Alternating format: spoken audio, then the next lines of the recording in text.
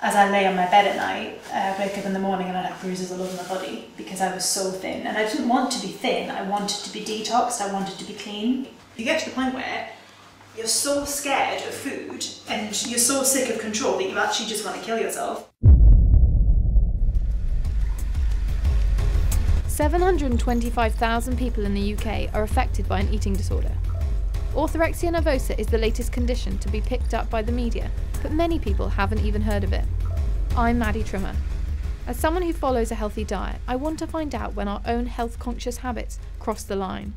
So what is orthorexia nervosa? An extreme obsession, perhaps an unhealthy obsession with eating the healthiest food choices, to such an extent that actually the person becomes unhealthy in that they become very restrictive in what they'll eat, and they may in fact be endangering their health because they'll be eating less of the food that they do need and perhaps reducing the number of nutrients that they are getting through food. Carrie Armstrong is a recovered orthorexic who considers it a behaviour, not an illness. She told me how it affected her life. On a daily basis, when you were orthorexic, you would wake up and just eat melon. I was afraid of food. Now, I was afraid of food like it was going to hurt me, like it was a person, like it was those knives behind you. I was so afraid that food was going to hurt me. It was me that was hurting me, it was my thoughts that were hurting me. Can I show you what I cut out? Yeah, Okay. yeah, please do. So meat, that was the first one because I was all about meat and diseases and I loved my meat always, so that had to go. And then that didn't work, nothing happened, so I was like, right, go back to dairy. So got myself some dairy, cut that right out with all animal products. So I'm just going to put these over here now. So now I'm left with vegan food right there. Because that didn't work, so we got rid of this right here and we're left with raw food. So I was eating only raw food. Literally only raw vegan food. Doesn't look very exciting, but I kept it up. Except it didn't work, did it? So we got rid of the vegetables. We got down to fruit, and after fruit, I got down to the point where I was eating literally that. And I was so thin, I got down to 50% of my body weight, and I mean, I was wearing children's clothes. My teeth fell out, my hair started falling out. Like, that's not normal. From gluten-free to paleo, diets that focus on exclusion have risen in popularity. 1 in 10 new food products launched in 2014 were gluten-free. So with more businesses capitalising on the health food industry, what are they actually promoting? Detoxing and the word detox kind of comes to bite us quite often because everybody sees the word detox as something that's completely different.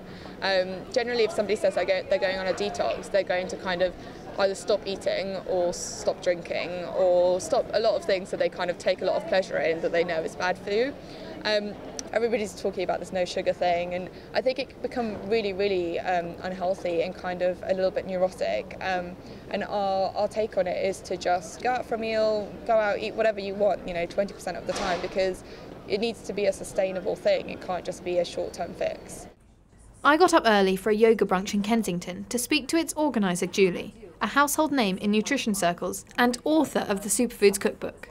Really, my healthy philosophy is definitely about adding in more of the good, and then naturally you will start to crowd out, your body will start to crowd out the bad. So you stop then craving the bad once you start putting in the good. And that's all you have to do. It's not about fad diets, it's just putting in more good and you'll crowd out the bad.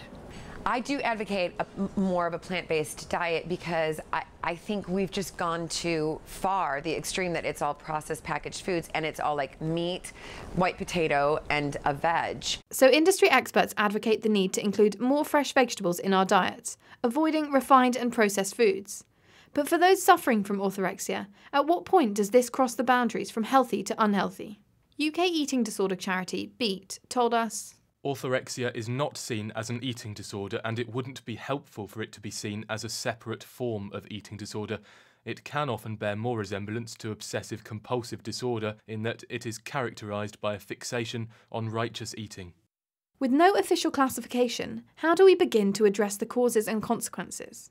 I went to Leeds Beckett University to speak to a leading dietitian and senior lecturer. How real is orthorexia?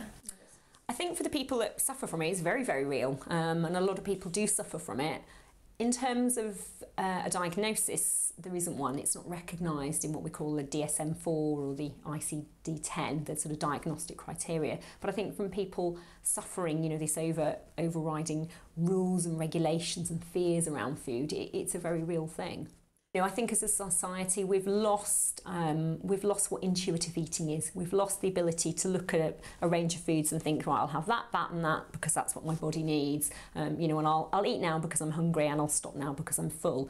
Instead we intellectualise everything, so we start to worry about what to eat because of calories or fat or the health properties or the consequences or whatever it might be. So one of the concerns in the UK at the moment is that nutritionist is not a protected title.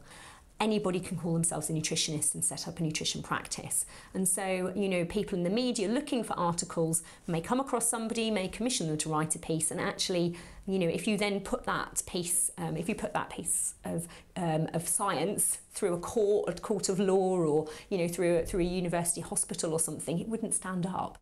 For many people who aren't affected, the difference is having a positive relationship with food.